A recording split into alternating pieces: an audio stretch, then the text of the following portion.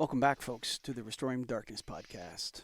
Today's show, it's just going to be John Bullock and I discussing what we've learned in the last year and talking about some of our wonderful guests that we've had such a great honor to speak to. And I want you to consider going to restoringdarkness.com and grabbing some of the great merch. That's right. You can wear a Restoring Darkness t-shirt or hoodie or hat. Go for it. Hey, John, how are you? Hey, Michael, I'm okay. I see. I think we're all trying to get to that wind down position. It's the end of the year. We're sort of, Mm-hmm. as you said, we're looking back what that's been like, looking forward to wondering what the hell that's going to be like. Mm. But there's been some fantastic things going on, in amongst a global scene where you wonder if you're actually going to get to the end of the year. We've had some fantastic conversations. And we have, and and some wonderful guests that have really honored us with their time and contribution to the movement. Earlier, I realized that this is really a century issue. This darkness restoration, night restoration, preservation, and dark skies. It's the issue of the 21st century, I believe, for the lighting industry. Would you concur with that? Oh, absolutely. In fact, it's one of the issues for the lighting industry, but it's as a as we've seen with exterior lighting, everyone is looking to do it differently. It's obvious. It's out there. We have got to change our ways. Uh, Truth be told, it's happening in interior lighting, but it's much more subtle. With this one, we can actually look at it and go, that needs improvement. That may be the way that we've been doing it since electricity. We could run it up a pole, but now we know we need to change these things. So if it can be said that the lighting industry has goals, I'm not sure that that can be stated like just straight out that the lighting industry has a goal. Can that even be agreed upon? Is there some group of people that would state that? Is that possible to say? I think they, I think they do, um, and I don't think it works. I think you can have a somebody comes up and says, "Do you realize how much energy we use on exterior lighting?" And someone will pluck out a number and go, "Wow, that's a very, very big number." And you go, "Right," and it's our aim, it's our objective through our technology to be able to reduce that figure by 30%, 50%, who knows what percent. Let's do that. And then the real world kicks in and unintended consequences kick in. And as we know, the Jevons paradox Mm-hmm. kicks in. Mm-hmm. And guess what? We're doing things better, but we're doing so much more of it that there is no net reduction. There's just more efficient lighting.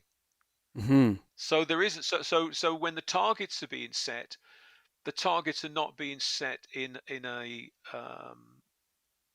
what shall we say? They're not being set in a global fashion. If we were to say, look, it's very simple. It's like a household budget. If I've only got, I'll do this in Canadian. If I've only got $100 in my pocket, okay, I can only spend $100. Mm-hmm. But if you just say to a whole group of people, we're all going to spend $100, guess what? They won't, because some people in there will spend $200. Some will only spend 50. Mm-hmm. But if you say the global thing is, if I add everybody up here, and I've got 10 people in this room, and you've all got $100, we've only got $1,000 to spend, and I'm going to take 300 of those dollars away, and now you've only got $700 to spend. If it was that absolute, and that's the problem, because we know your opinion of regulation and registration and codes and standards, it doesn't end up with a good result. The Things that we've heard this year, the real drivers, the real improvements in the way that we do things, are coming from individuals who are doing the job properly. And what we're trying to do is to point people at those guys and say that's the way forward. You amplify their It's not. voice. Yeah. You know, Yes. Yeah. I think this kind of is a critique of the larger environmental movement as vis-a-vis carbon emissions. Okay, and this is going to be a critique of it. It's You ever notice like when a company is run by a visionary? So let's take Steve Jobs, for example. He's like the quintessential visionary, right?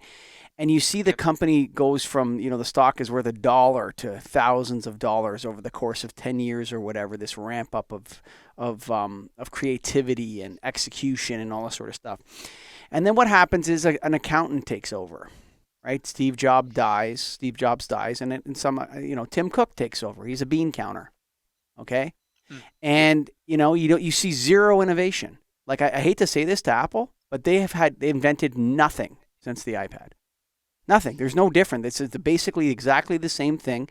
In it, now it's called the iPhone X or whatever. There's zero innovation, and I think the lighting industry fell prey to the lumens per watt goal, and like we capitulated to it, and the lighting people got pushed aside, utilities took over, and bean counters took over, and governments, like, they do this kinds of legislation like we need to get rid of all of these light bulbs because their lumens per watt are not meeting this Yes. standard, or we need to get rid of them because they contain mercury, and they do these blanket bean counter kind of bans and feel good about it. And I think it's problematic because if you have the wrong goal, you're going to, like, we usually accomplish our goals, but sometimes we haven't thought through the goal correctly. And so we actually accomplished what we wanted to accomplish, but we stuck our heads in the sand when it came to light pollution, when it came to glare and flicker, all these things that we already knew about before the LED boom. We capitulated to and threw out the window, and all that mattered was lumens per watt.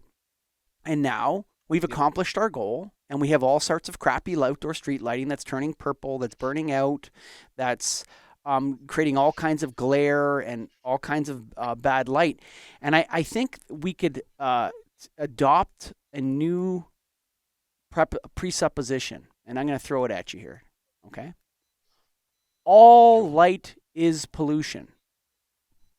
Okay? So every lumen, all electric light is pollution.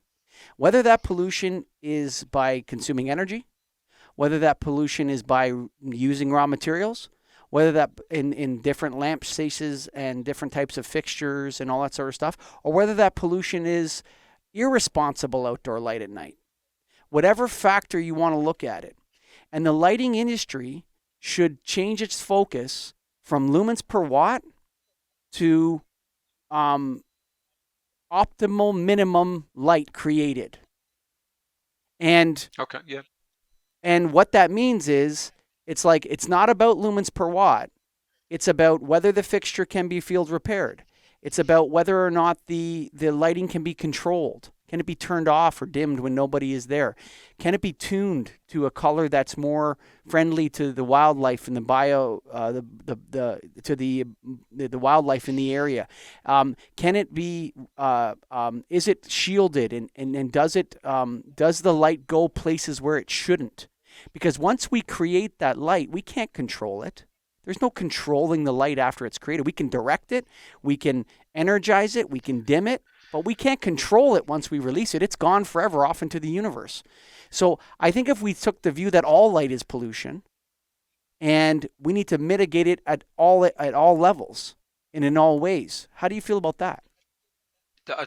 Hey, I'm going to agree with you. Um, Let me just roll back the conversation a little. Um, there are things that you can say and you can make it happen.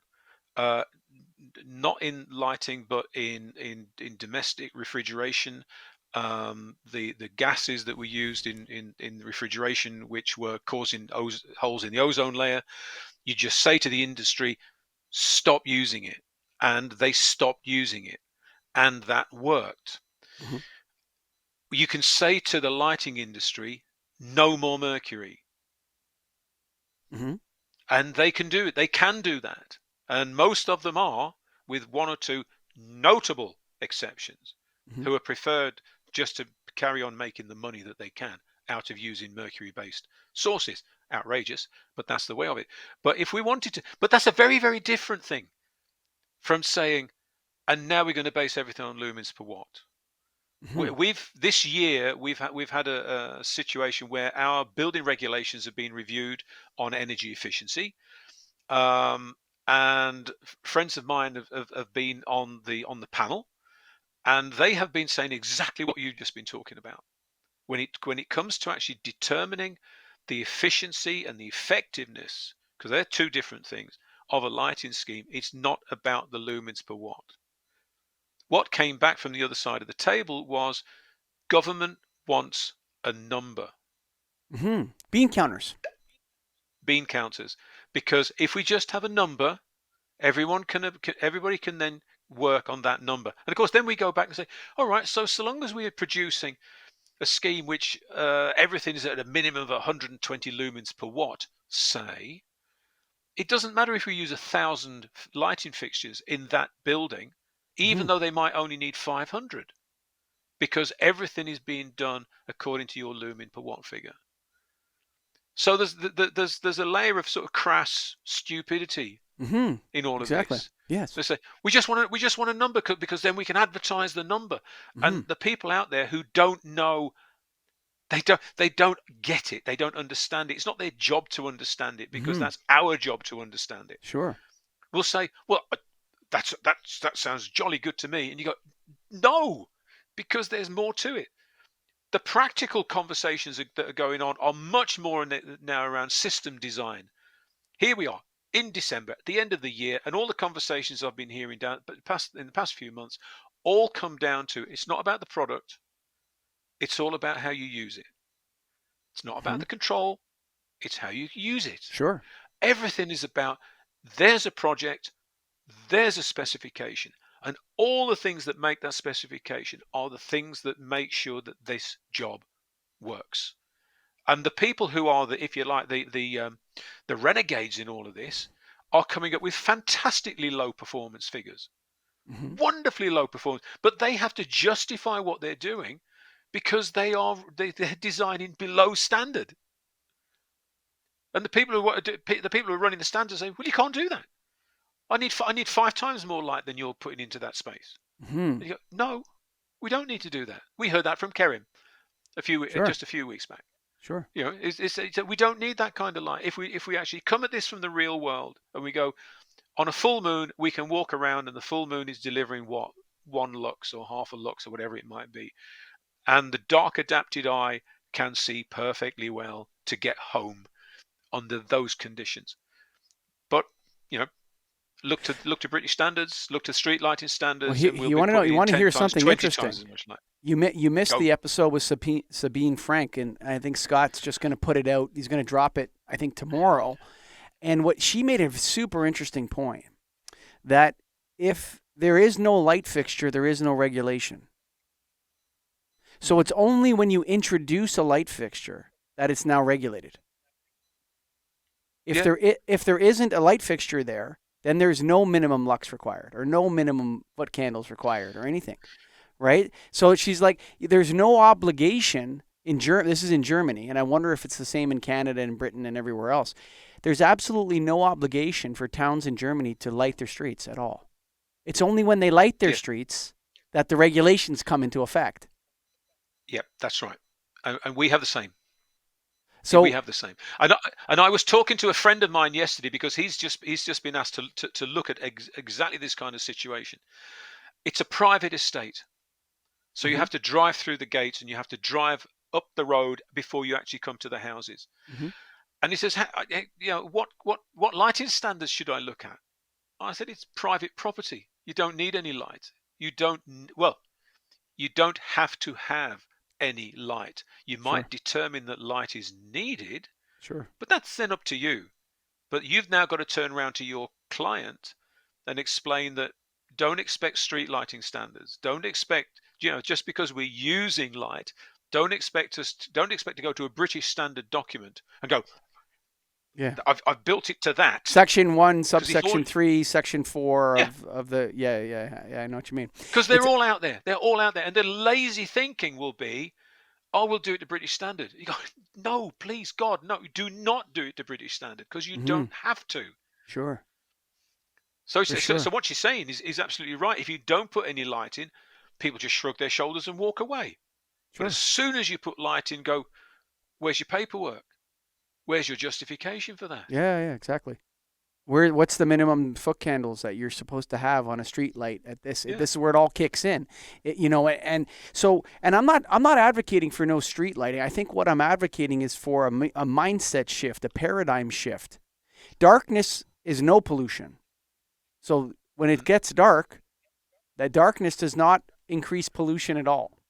And if we look at ourselves, like a lot of the antinatalists out there and the anti-human folks out there, some of these environmentalists, you think the next sentence out of their mouth is like, if we just got rid of all the humans, there would be no pollution at all. But in fact, that essentially, like the act of living is to create some sort of pollution. It's to affect the environment around you. I don't like the word pollution, but is to affect the environment around you. Now, I'm not by any means antinatalist. I do not subscribe to that in any way, shape, or form. But I think if we were to look at all of our activities create a certain amount of pollution, and it really is and the sign of an intelligent society would be to structure those from most polluting, most dangerous to least dangerous, and begin mitigation or elimination of certain types of activities, right? And then you structure Yes. that list. For example, like you hear about carbon emissions, but you know what? What about hazardous waste? Like, are we actually dealing with our like high level hazardous waste properly? Like, there's different angles you can look at this sort of thing, but you structure it. And if the lighting industry were to structure this list and say, how can we solve all these problems with one clear, concise goal? You would say that all light is pollution and it should be optimized to what is needed. And that's it. Yeah. I think that statement that sort of underpins what we're saying is, I hope anyway, is that we clear up after ourselves, Mm-hmm. don't Mm-hmm. we? Isn't that, the fact is that we are tool users as a Mm-hmm. species. We Sure. might be, some of us might still be dragging our knuckles on the ground, but we're probably still driving a motor car. Sure. So we are tool makers and we are tool users, and as soon as you do that, you will make waste. You whittle a piece of wood to make a sharp stick so that you can go and kill a deer. Well, Mm-hmm. there's still waste wood out there that you've got to do something about. And we've never had that. We've never really addressed and embraced the fact that as an advanced tool maker and tool user, we've actually got a bit of a responsibility to clear up after ourselves. Yeah, Because so couldn't agree far, with you more. don't dump on your own doorstep. We've been Sure. dumping on our own doorsteps for generations. Yeah, I, I, And I I would agree with that. And I think, often ignored is the waste industry, which is an interesting, I'm part of the waste industry and people don't think about it enough.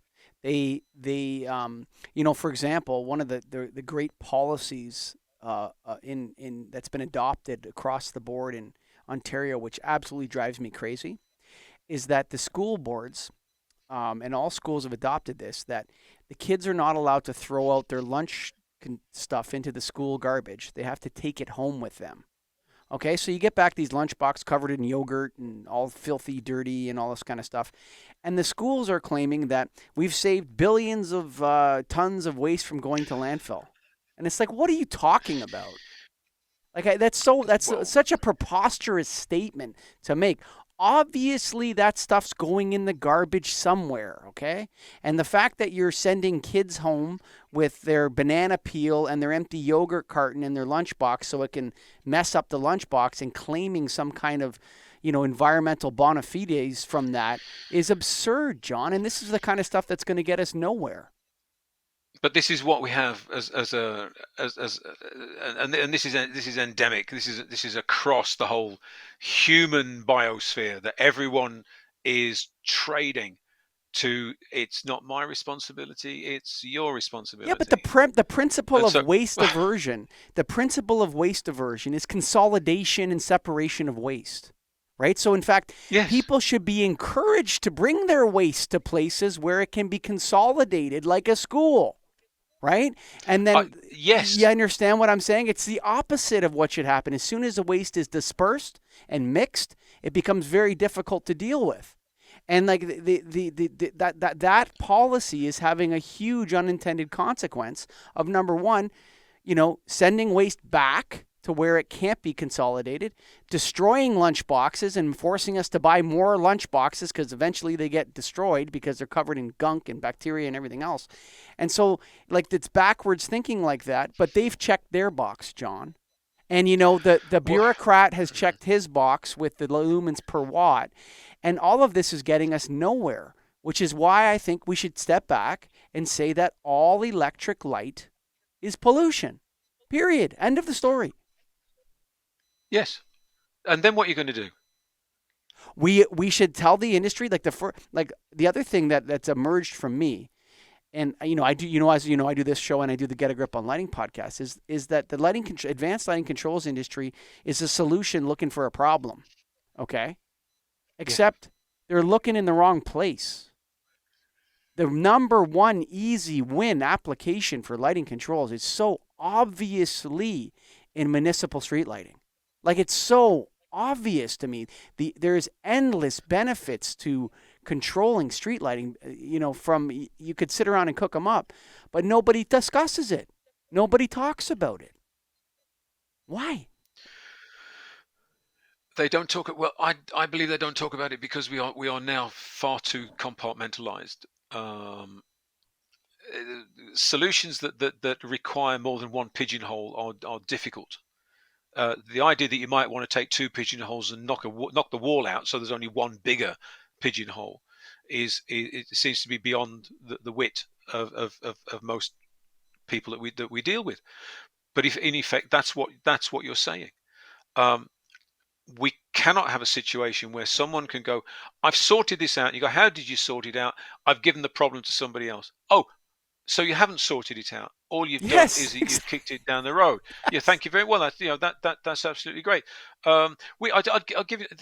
We're not going to knock the educational system, but we've got a situation in the UK, and it's probably the same in Canada as well. But energy is costing fortunes. Heating bills have gone up. We're talking about creating warm spaces where people who just haven't got the resource to be able to turn their heating on can go somewhere warm. And I belong to a group in town here, and we're looking for initiatives to be able to help with that. And I say, um, why can't the schools open up? They've all got dining rooms, they've all got big spaces, and you can't do that. What do you mean you can't do that? Well, no adult is allowed into a school unless they've been properly assessed that they're not child molesters. And you go, that's ludicrous. In Yep. this situation, that is ludicrous. I understand why you've done that. I understand why that's important. But in this case, it's ludicrous. And all the time, we're just looking at ludicrous decisions that just make life easy for people rather than saying, I think it's time to embrace some difficulty. And what we're talking about is that me as a lighting designer, when I put a specification together, I've got to work much, much harder to put a specification together that satisfies your requirements for good lighting husbandry, shall we say, Sure. than what I would have to do if I was just saying this satisfies Part L of the building regulations. So we all have to come and we've all got to come out and I don't know, join the party, get on the team, look to see where the goal is, and say we're all headed in the same direction. And In it's Britain in the 21st painful. century, in Britain in the 21st century, you have people that are going to die because they can't afford to heat their homes.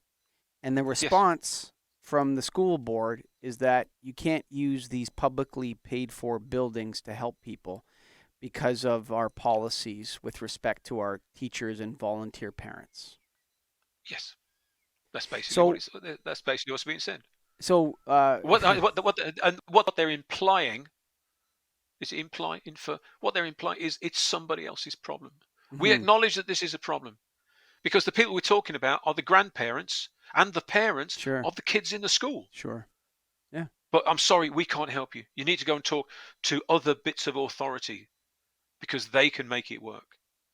You know, and I always say that, educational workers are picked on the most, but that's because everybody's had teachers in their life and they understand what the school system is about, right?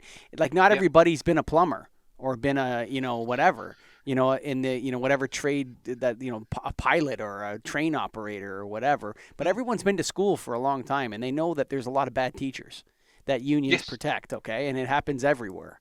All right. And I'm not saying that all teachers are bad. Some of them have a great vocation, but we all know that, there's, but I'm not sure we have the social cohesion to execute on public education strategies. I'm not sure we have the social cohesion to use our already generated real estate assets to help people in our own communities. Like that is so tremendously sad to me. It's unbelievably makes me so sad that, Social cohesion would be nice. you Social know, cohesion would be nice. We are looking at the breakdown of democratic ideals all the way across Europe, all the way across the American continent. That just the idea that you can disagree with someone and have an argument with them and then walk away and they're still friends, yeah. as opposed to throwing rocks at them, is it shows that we've Well, that rocks would be the better. I mean, rocks would be an in some improvement. Yeah. sense, it's like, like you have no guts on your stupid Twitter handle, like insulting people. Like what does that take? I mean, I'd rather you try it to my face, bud, and then see Yeah. what happens. You know what I mean? Treat me with disrespect right to my face, and we'll see. Most people don't have the guts for that. It's this cowardice that's infused our culture that people are afraid to, to say that this is what do you mean? This grandmother needs a warm place to go, and your door is locked. We're way off topic here, but your door is locked to her because she hasn't got a police report, and she's going to be in there after hours when no kids are even in the building anyway. But Yeah. your door is locked because of policy that you can't change. That is such a cowardly excuse to put out there for that. Yes, it is. Yes, it is. And I think that's the, if you like, that's the analogy for for the thing that we're really talking about. Mm-hmm. That it is someone saying, I can't do that. I'm not Mm-hmm. allowed to do that. Well, how do we get you to a place where you can do that? What would it take Yes. for you to? I mean, maybe, as we're seeing with some of our lighting design colleagues, they break the rules. Sure. So maybe it needs a head teacher to go, tell you what, come in round the side door. Sure. And what will make sure that we've got a bit of an isolated space. The kids don't need to go in there, Yeah. but it's not a broom cupboard. You'll be comfortable and you'll be warm, and we'll make sure you got some tea and coffee. But we'll get you in. Or we'll accelerate the process of What? approval. Whatever you want to Meanwhile, do. yeah, Yeah. We're going to bring a police officer down. He's volunteered, and he's going to sign off on everybody's form as they come in or whatever. It's like this idea. I've tried nothing and I'm out of ideas. You know what I'm saying? It's like, yeah, what? They're no, like, what are you talking about? We're like, this is a literally a life or death existential problem for some people in Britain this winter. It's freezing cold yeah, there now, and yes. they can only afford to heat their home maybe at night or whatever, and they need a place to go read a book, and maybe it'll build community. Maybe the people will come there and play cards and hang out, and it's so sad. The disappointment going on to tragedy here is that, on one level, if someone just comes up and says you can't use a light fitting that's less than 120 lumens per watt, you go, that's just bureaucracy. We understand where you're coming from. Okay, yeah, one day you'll grow up and understand is not the answer. But Hmm. when you get the same conversation from the same kind of people who say cannot come into this warm space because you are not properly authorized, and they're prepared to take that kind of bureaucratic thinking, that stonewalling, and Hmm. and put it literally, as you say, into a life and death situation, Hmm. means that there are far more important things to be talking about than the way we're designing lighting installations. Sure. But it does come down to the fact that people do die on the streets. We do. People do get run over by cars. They get attacked by bad people. Things happen, and then all of a sudden, so, no pun intended, the spotlight gets put back onto how we deal with our public arena. Right, but what I would say, and I agree with you wholeheartedly, and that's why we stay in our lane. And I think that's one of the important things, with this type of dialogue, and when we're talking about these kinds of things. And hey, maybe we're wrong about the school. Maybe they have a good reason to freeze people to death. I don't know. Okay, but here would be my counterpoint to that. We should stay in our lanes, and that's because people listen to the Restoring Darkness podcast or Get a Grip Online because John and Michael actually have some expertise in that world that other people would like to know. And perhaps they enjoy listening. Of course, they enjoy listening to us discuss these issues. Otherwise, they wouldn't listen, right? So we do have some expertise. We're staying in our lane, and we comment on things outside, and we go back to lighting, and we say, look, we want to get rid of these, tried nothing, and we're out of ideas, folks, that are running the lighting industry and using bad metrics. We've got. Would it were that those of us who know what we're doing were listened to, because as I said, my friends who are sitting on the panel of new lighting standards for building regulations, they're the experts. They're the ones who are out there every day of the week. The people on the other side of the table are not experts, but it was the people on the other side of the table who were calling the shots, because they were the ones who were actually being paid by the government or whatever the arrangement was. In North America, it was the utilities. In North America, it was the utilities that were calling the shots. And since when does somebody who knows what a power station looks like be an expert in lighting? In North America, no, most of the power companies were called Power and Light. So if you look at the actual traditional structure of California Edison or whatever, they would have started off as supplying power and street lighting. That was their mandates, right? But somehow 20, 30 years ago, they got rid of all the lighting experts that they had at the utilities. And they took that information and they outsourced it to an accreditation agency. And that accreditation agency focused only on lumens per watt. And so this is why we find ourselves in this mess. The other problem is that the experts or the people that actually know stuff will not be so certain as those that don't.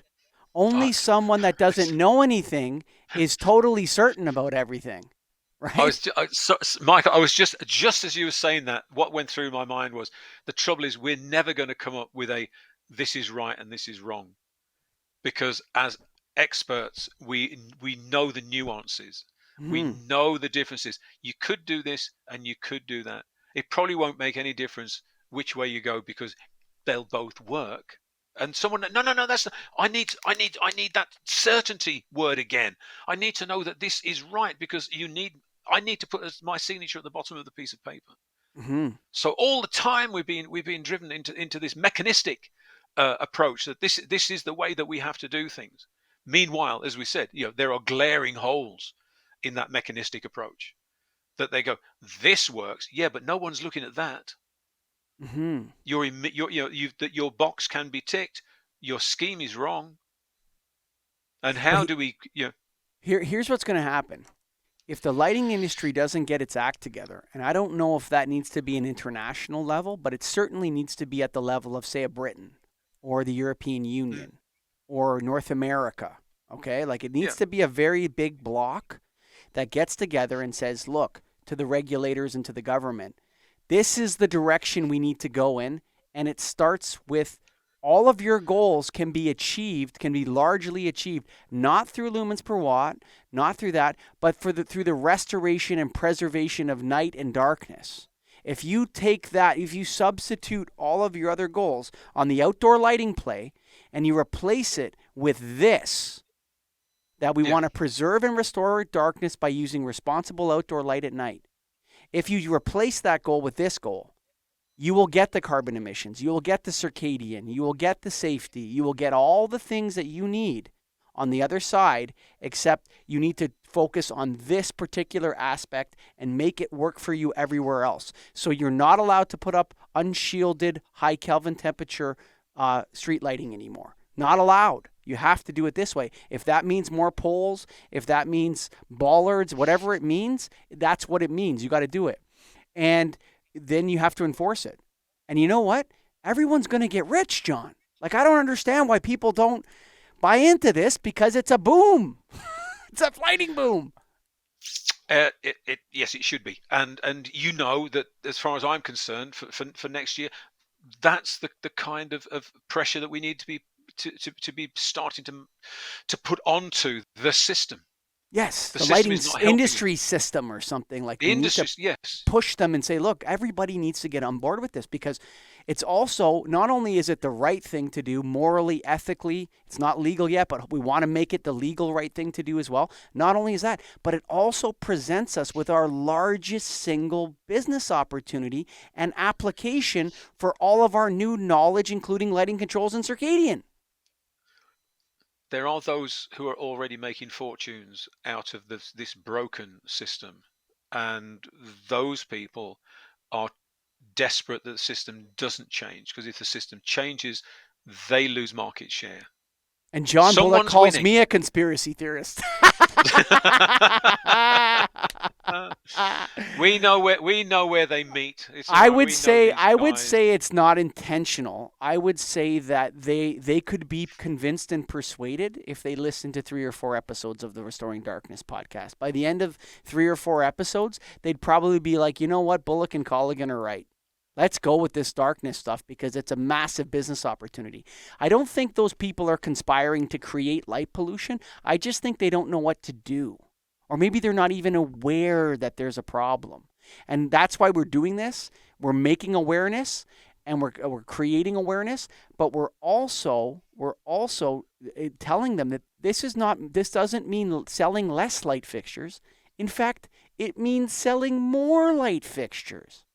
So we have to create a little bit of more pollution. Like I said earlier in the conversation, we got to make proper light fixtures. I would advocate for, if that technology that TCP has come up with, the corncob killer, the high lumen filament Yeah, lamps, yeah. I would advocate for those in 200 lumen per watt screw-in and metal halide shapes in basic ballast-free fixture housings that are shielded and 2200 Kelvin temperature with lighting controls on them. I don't see how that's a $75 outdoor light fixture that's completely repairable, replaceable, and a 30-watt fixture that replaces 150 watt fixture. Like, it accomplishes everything you're talking about. You can screw it into a baller. I'm advocating it. That's what I would advocate for. Maybe the industry won't go for that, but whether we do or not on that, the the focus should be on eliminating light pollution of all kinds. That's what it should be. The Yeah. entire industry should focus on that. Yes, the focus has got to be on the outcome. The focus has got to be on quality Yes. outcome. Yeah. Yes. And there's no knowledge gap. We know, like, it's very the darkness restoration piece to the lighting. It's not an engineering issue. It's a specification issue. Just specify the Mm. right lights. And there's people that know how Yep. to do this. So, John, as always, you and I can go on forever. Is there any final thoughts to wrap it up here? Um, we do have a journey. Mm-hmm. I think that I'm probably coming out of the year more enthused than I was, and it is this is not pulling your chain in any way, but this is because the conversations that you guys have helped generate this year, because it means that we have been speaking to people who are going, I think we should be doing things differently, and you go, ooh, yes, please. Mm-hmm. So we know that the guys are out there. We know that there are people already having these conversations, and it's a case. I think our job, as we said, is to ensure that those kind of messages get pushed forward, get promulgated and developed, and so that they're the conversations that have being had around manufacturers' product design tables, Mm-hmm. but they're also being had around, I don't know, town councils who are saying, we need to we need to relight our town centre. How should we be doing that? Mm-hmm. Has anybody Mm. gone out and done a Google on sort of modern street lighting? Do we need it? Do we need some of those horrible cold LED lights? And somebody comes up and goes, well, actually, I I caught somebody gave me the link to some, I don't know, restoring darkness thing podcast the other Yeah. day, and I must say that it was quite impressive. Yeah. And you go, And why right, don't we okay. maybe that's a great idea, but I'm gonna finish with this. And it's unfortunate, but I believe it's true. I think it's a law. Okay? Change cannot occur until the pain of staying the same exceeds the pain of change. Ooh. So you got to And on focus on that the note, pain. You got to focus on the pain. If you made it to the end, you you know, can't you can't imagine pain. It's impossible to imagine pain. You no, can, when you've had, that you've had toothache, but when you try and bring that pain back, it's very, very difficult. The pain that you're talking about has to be real. You want me to be really dark now, sure, because sure. this has been quite a serious conversation.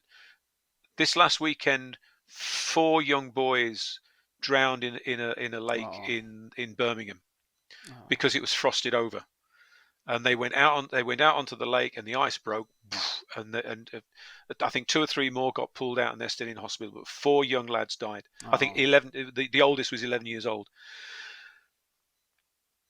There is something about someone has to die for the rest of us to be saved, that a catastrophe has to happen in order that all the other 9, 10, 11-year-old kids do not suffer the same fate. And for us in the UK, we've had Grenfell Tower, which we are still arguing over. mm-hmm. 70 odd people get killed in a fire that should never have happened. And we hope we hope we take our lesson from that. Young lads that fall through the ice and drown in a local pool. Horrible. And we should learn, and we have to learn from that. And maybe that's part of the cost of being a human being. It is. That if we don't, because it's too difficult to imagine, we prefer not to imagine it. And then it happens, and it is an absolute devastating catastrophe for all of us. Mm-hmm. But Sure. perhaps, you know, if it is part of the human character, that we have to have sacrifice of some sort in order that we move forward. And I think that's what you just said. That pain has to be known, and that pain has to be acted on. Wouldn't it be great if we had sufficient imagination to go, we can act on it, and I'd rather just try and imagine the pain, but I don't really see why anyone should have to suffer it. I don't think it's possible. That's the problem. That's the And problem. that's it is, and that's such a sad thing that that those young boys died and other lives are ruined, and that it's sad. But with when it comes to the light pollution piece, it's the pain is being ratcheted up on the energy consumption side. You know, Oh yeah. you can see the pain is creating the change. Can we make it a different outcome? Like we would rather the lights weren't turned off because of no energy. We would rather Yeah. that we had enough energy to keep the lights we needed on, but they were dark sky friendly and commissioned and the right Yeah. wattage and the optimal minimum of what we need so that we can have this sort of stuff. And that's why I think it's time to focus on the pain and look at it and Yeah. say we need to change, folks. It's our it's our job. It It is. is our job to imagine the worst in order to prevent the worst. Mm-hmm. And if you've made it to the end, check out restoringdarkness.com. We got merch there. We got a bunch of other things and some big news coming out in the new year. We have, I'm not going to say it now, but thanks for listening. Bye for now.